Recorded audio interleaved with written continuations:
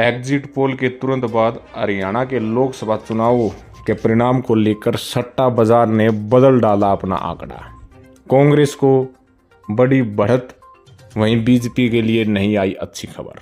जी हाँ, इस वक्त की बड़ी खबर है। ध्यान से इस वीडियो को शुरू से अंत तक देखिएगा, चैनल को जरूर सब्सक्राइब कीजिएगा। आपको बता दें कि हरियाणा की 10 संसदीय सीटों पर किसका दम प्रभावी रहा, इसका सही मायने में 4 जून को मतगणना के दौरान ही भेद लगेगा। मगर सियासत पर सट्टे का भाव लगाने वाले बाजार और विभिन्न टीवी चैनलों पर प्रकाशित किए गए एग्जिट पोल की माने तो इस बार हरियाणा परिवर्तन की खातिर इंडिया गठबंधन को लाभ देता नजर आया है। इन एग्जिट पोल और सट्टा बाजार द्वारा जारी सीटों के भाव से हरियाणा की सभी 10 संसदीय सीटों पर तहलका मच चुका है। अगर हम आपको बताएं तो आपको बता दें कि सट्टा बाजार का लगभग आंकलन सटीक बैठता है। हरियाणा में कई ऐसे जिले हैं जहां सियासत पर करोड़ों रुपए के दांव लगाए जाते हैं। चुनाव से पूर्व बाजार का सर्वेक्षण लगभग वही था जो मतदान के बाद से आज तक बना हुआ है।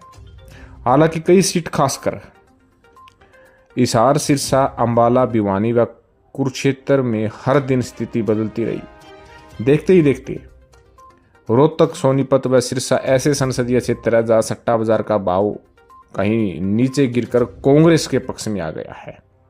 मतलब ये तीनों सीटें कांग्रेस के लिए कन्फर्म मानी जा रही है कि जीत है। अहम बात यह है कि सिरसा और रोहतक दोनों संसदीय क्षेत्रों में कांग्रेस उम्मीदवारों के वोटों के मार्जिन पर भाव चल रही है।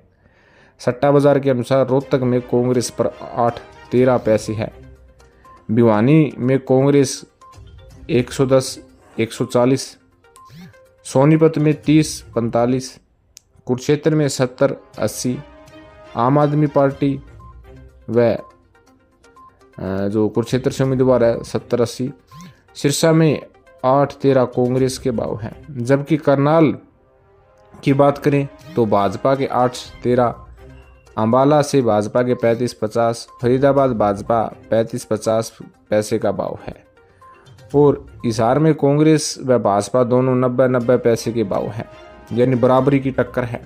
सट्टा बाजार द्वारा सिरसा और रोहतक से कांग्रेस प्रत्याशी कुमारी शैलजा की जीत का 1.5 लाख वोटों का मार्जिन, तो कहीं ना कहीं रोहतक में 1 लाख वोटों का मार्जिन कांग्रेस प्रत्याशी दीपेंद्र सिंह हुड्डा का भाव है।